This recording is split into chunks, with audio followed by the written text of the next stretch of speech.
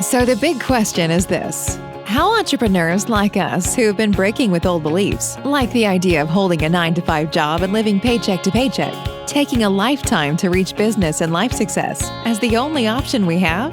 How do we grow our business in a way that lets us highly service our customers, getting our products and services and the things that we believe in out into the world without diluting our life but enhancing it and taking the journey of internal and external growth? That is the question, and this podcast will give you the answer.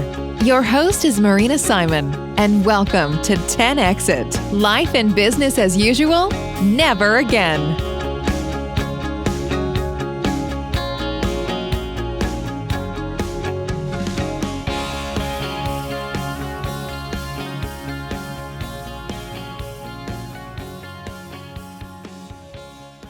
We start.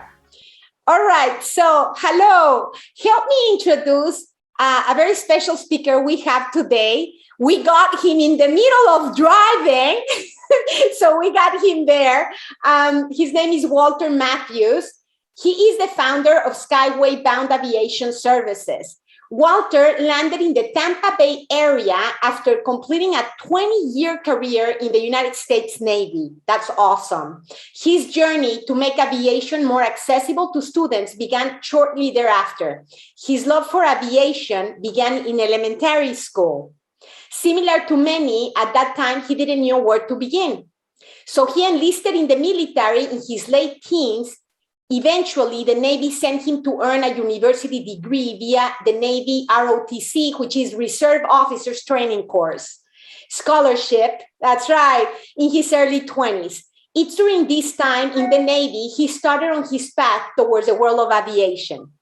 So while beginning his aviation journey in his late 20s, he didn't receive his Certified Flight Instructor until later in life. And he says, I quote, "I'm at a point of my life where I'm looking to help the next generation see the growing opportunities within the aviation industry. I want to help them find the industry quicker than I did. I'm also happy to be working in one of the best offices of the world, an aircraft. Just can't beat that view every day." I agree with you. When he's not flying with Sentinel students, he can be found dancing Argentine tango at a local malonga or volunteer at his local church. So help me welcome Walter Matthews. Hi, Walter. Hey, what's going on? Happy to be here. Thanks for having me on today. Thank you so much for being here today. Well, my friend, so we were talking just prior to the interview of your passion of following a dream that you had for a very long time.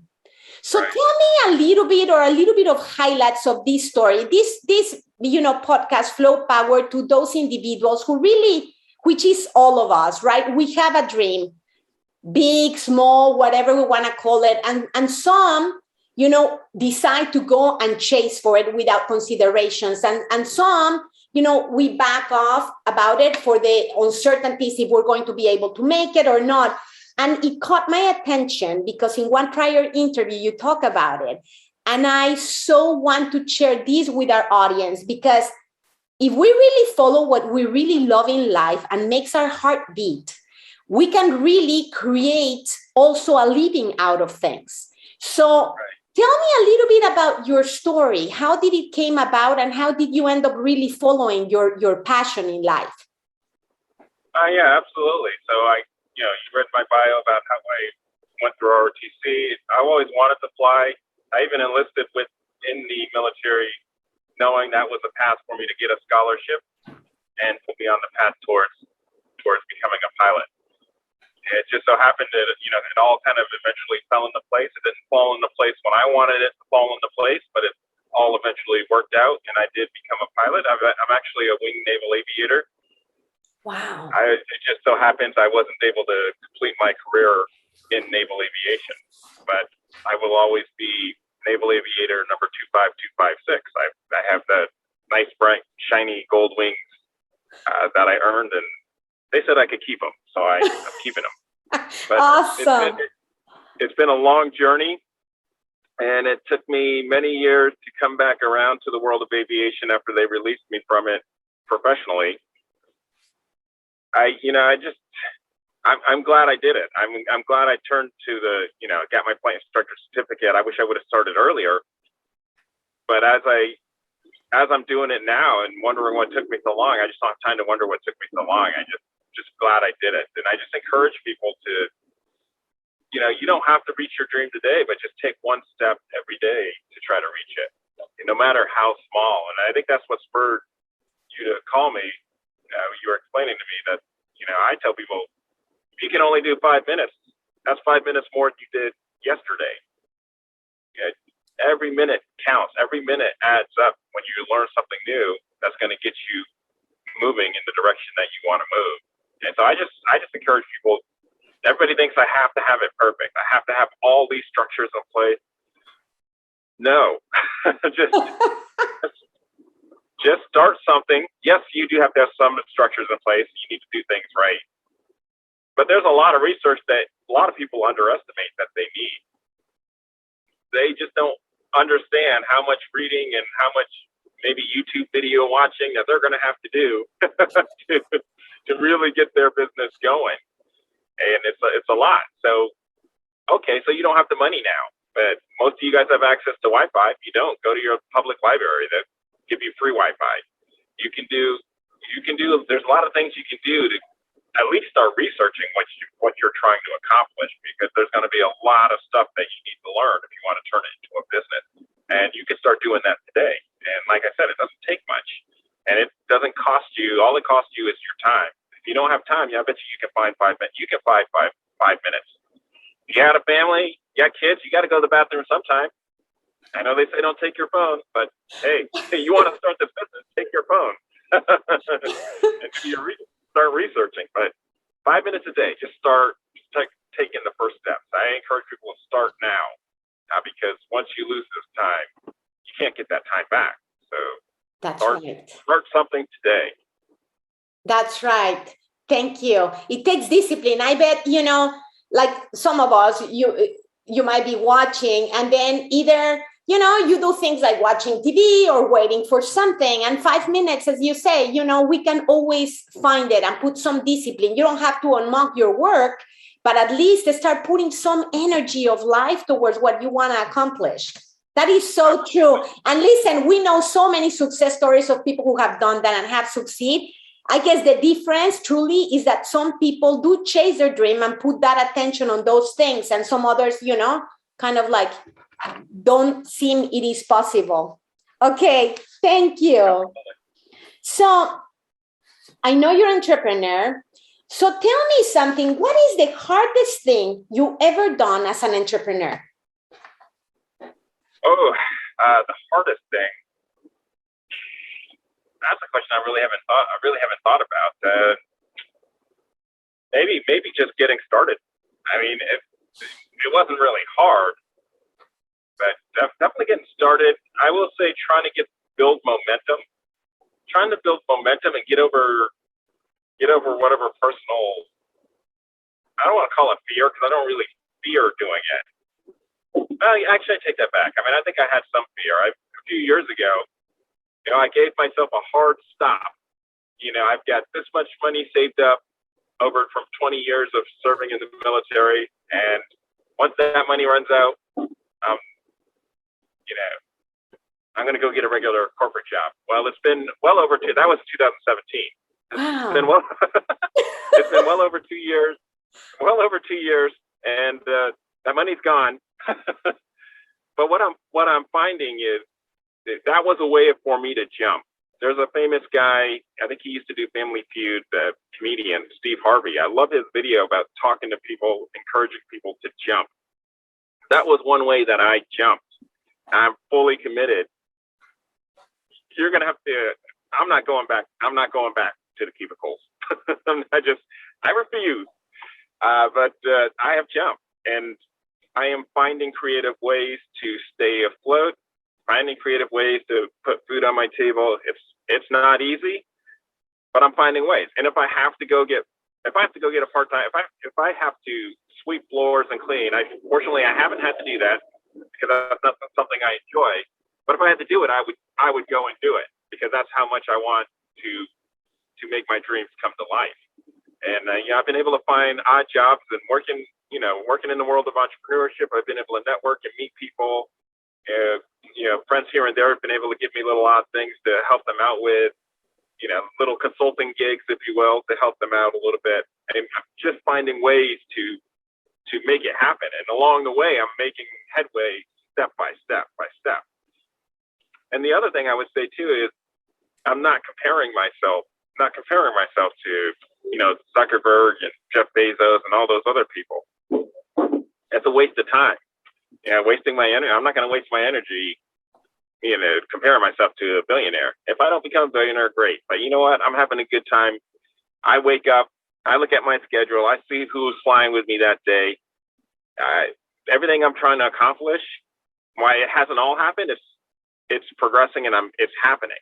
And I have cracked the cash flow seal, and it's just a matter of time before I don't have to do any other side things.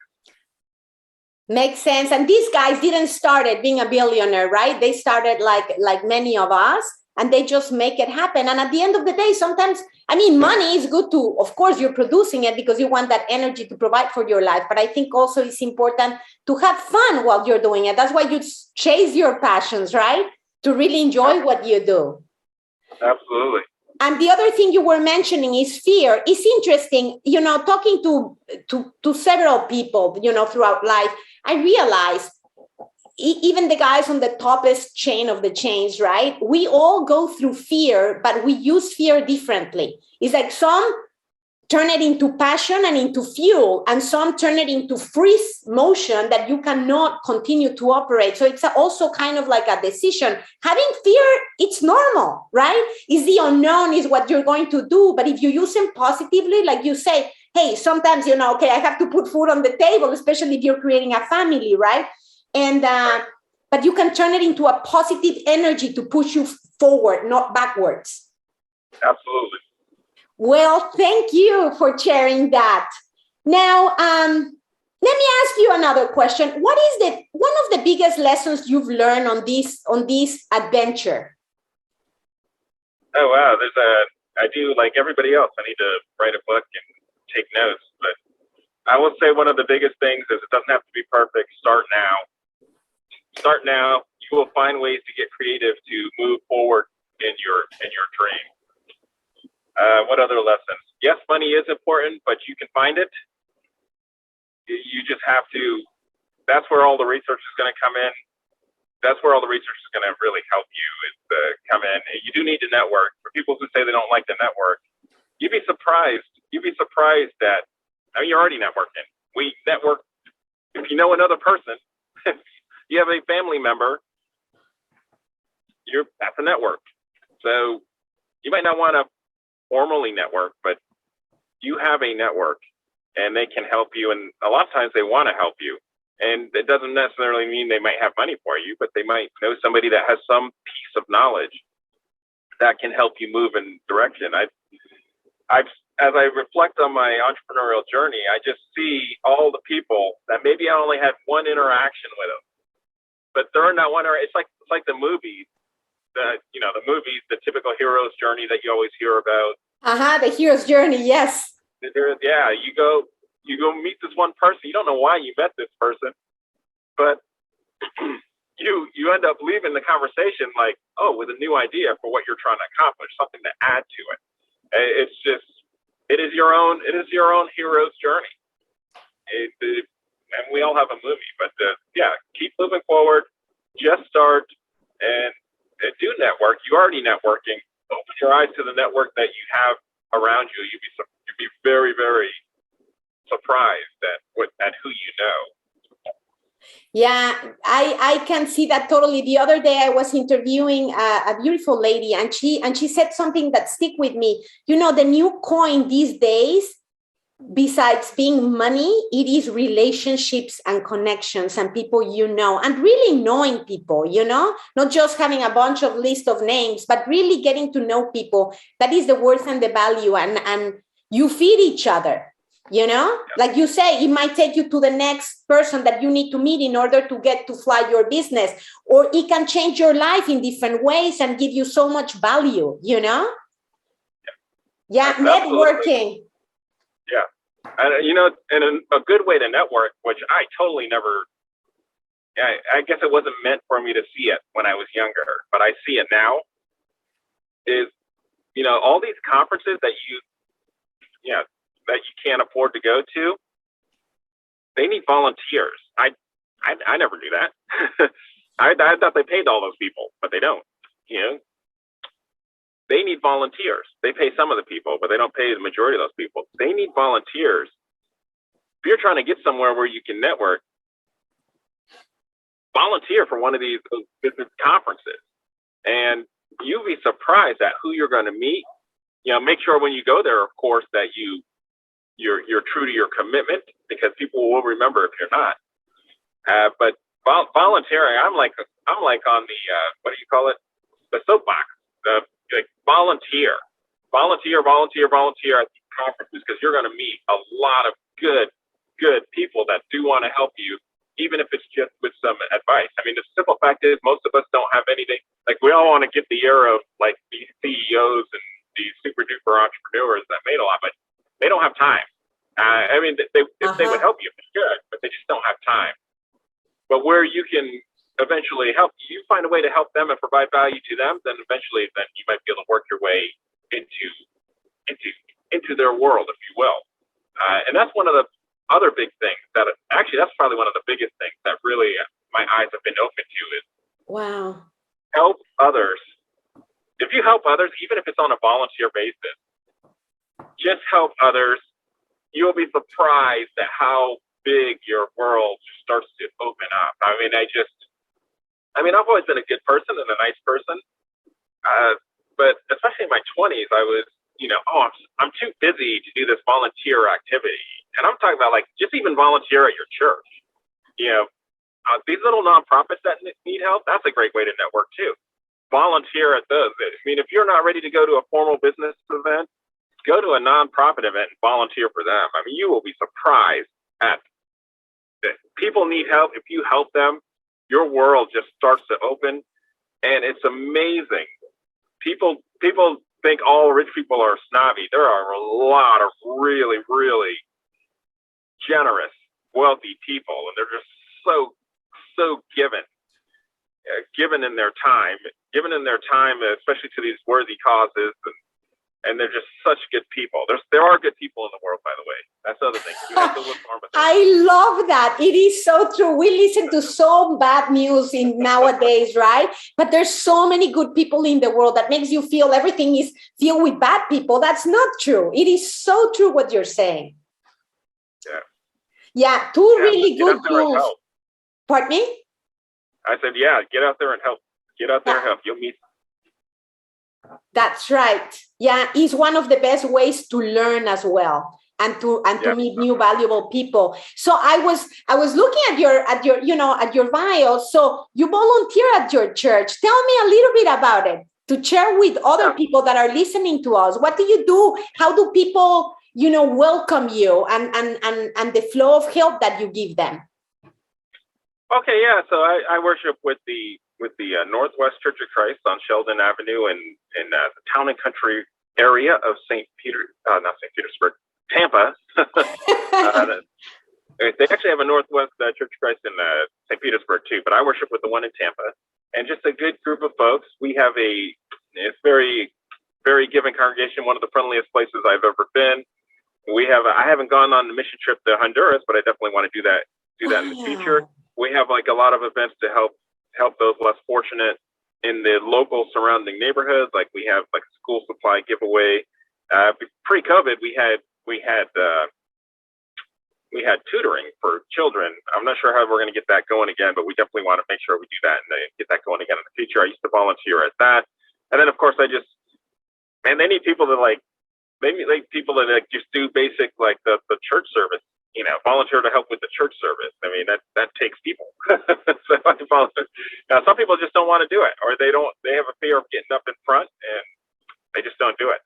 Sometimes they call me, and then, I volunteer because, you hope it's just the right thing to do.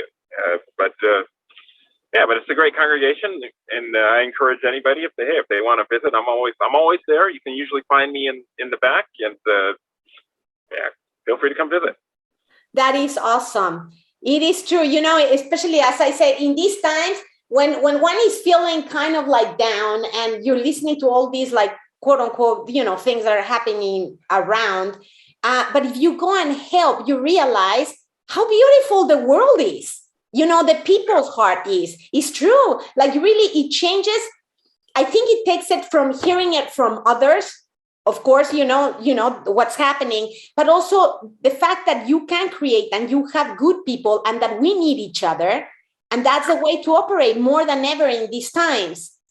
So thank you for sharing that. Now I have a question. How did you end up dancing tango? That's a whole nother podcast. The short story is... Give us the short one. The short story is I was in graduate school and I was the only single guy in a small cohort of fellow military members.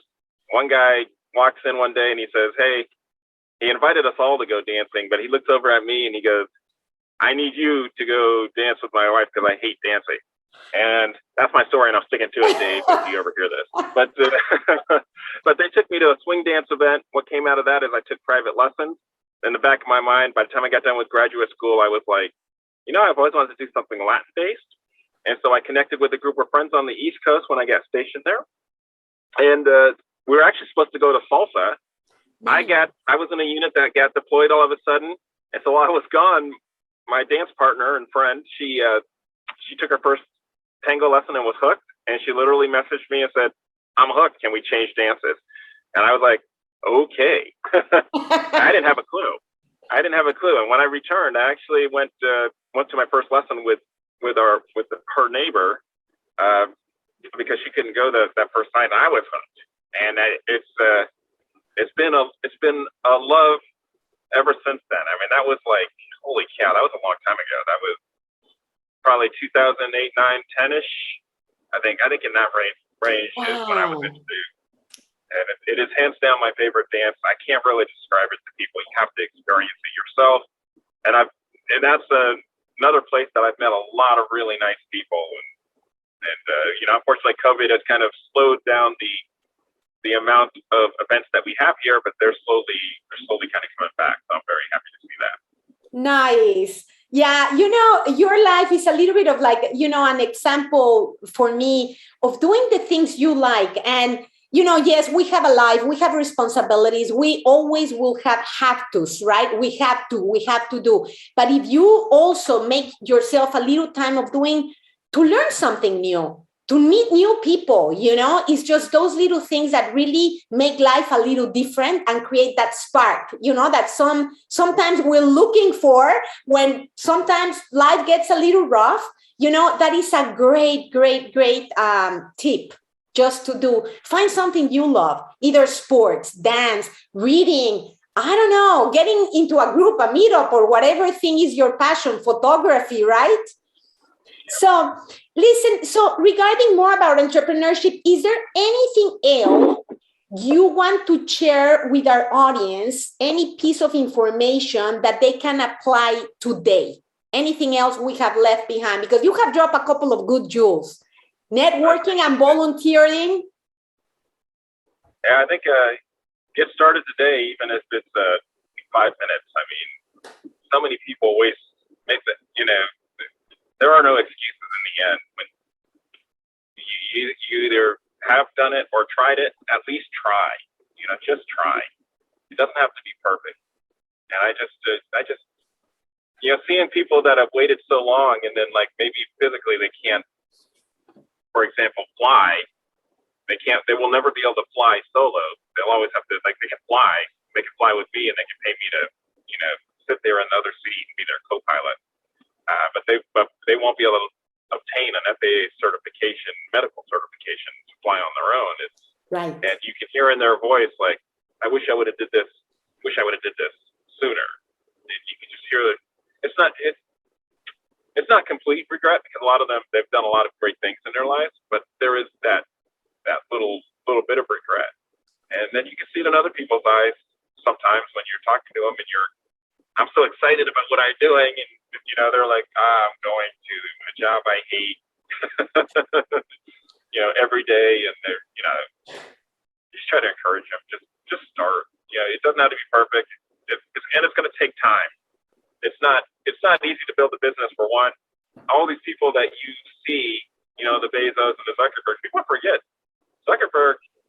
journey towards where he got, even though it happened when he was young. He started that. I mean, he was a kid when he started preparing for where he's at today. People forget that. I mean, he had actually been doing computers for a long time by the time he got to, college. Right. It wasn't new to him. And right. Bezos was a highly successful New York City, Wall Street kind of dude. And, he saw an opportunity and took his peanuts and sunk them into what we all know as Amazon, making him, I think he is the richest or second richest. I can't remember. Second. Elon Musk goes first. I love Elon. Yeah, that's another story of just doing, trying to make things happen and just start. Don't wait.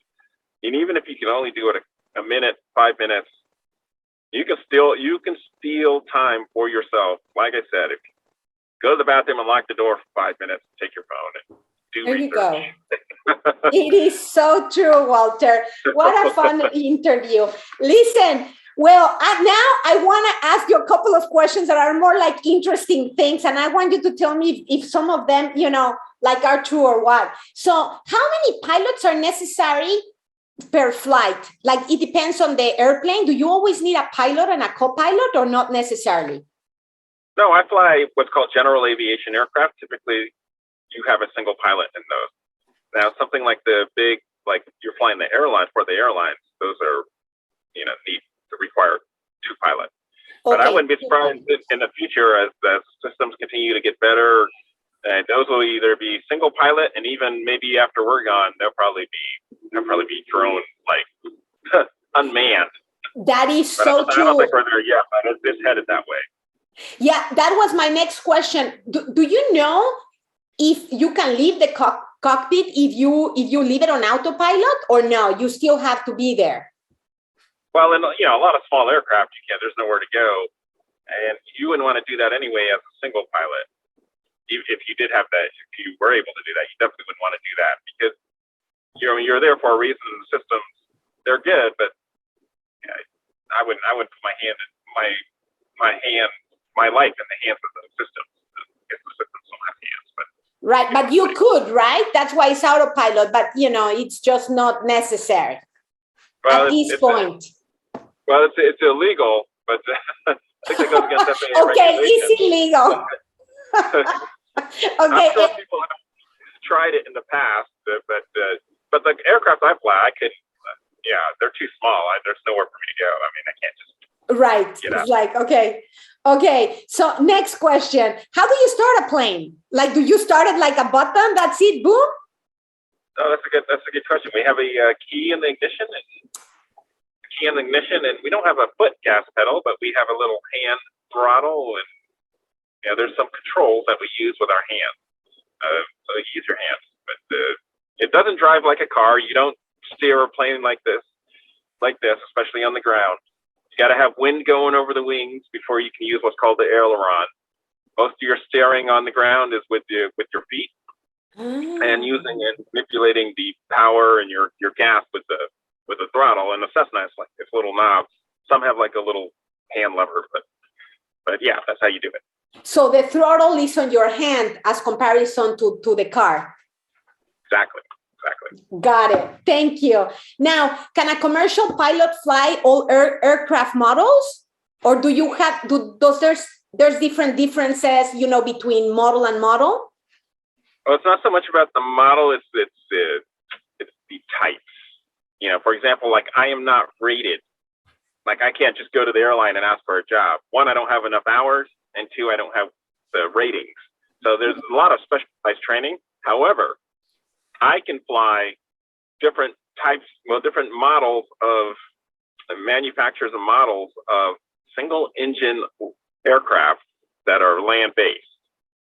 I can go in there, but I just have to go get what's called a minimum amount of time experience in those aircraft. Wow. What is the minimum amount of hours, more or less, average? It depends on the aircraft, and it depends on the requirements of who you're either renting the aircraft from or training with. Okay. You just go get an instructor that is trained. Like I'm a single engine land instructor. I can train you to fly on little Cessnas and Pipers. They can have gear that doesn't come up, gear that does come up and go down. They can have the fancy computers. I can train you on those, but they have to be one engine, and they have to be land based. So I can't train you to fly a seaplane right now. That's in the future. So stay tuned. And then I also can't. Right now, my rating, I only have a CFI rating, so I can't train you to fly in the clouds. But stay tuned for that one too. I'm going to get that rating. Awesome. Now, what does land-based means? Like, what's the difference between? For me, like people that we don't know much about planes. So, what does that mean? I can train you to land at a land-based airport. Oh. I can perform with a paved runway. I can't train you to land on a lake or on the water. Water. Perfect. I got it now. Okay. Thank you. Next one. Okay. So here's a weird datum that I just want you to tell me, is that true or not? Is it true that switching the pilot paper manuals to iPad, like they could save 1.2 million in fuel? This is a datum by American Airlines. I mean, is that true? How many manuals do you carry? Well, they have a lot of reference documents, a lot of charts, the beauty of the digital electronic flight bag is you can carry all of that. You used to have to carry what you needed just for the flight, but it was a lot of stuff, and it adds to the weight. Adds to the weight of the stuff you're carrying. You want to minimize as much weight, especially in a small single-engine aircraft. But the iPad is awesome. I've got it. The digital flight bag is just so handy because you can carry everything and anything under the sun, reference material wise, that would pertain to your flight and flight in general. I mean, you can carry your whole library. So people that are not familiar, with flights, like how many manuals do you carry? I never thought about that, but makes sense. If you have anything happening, you need to refer to materials.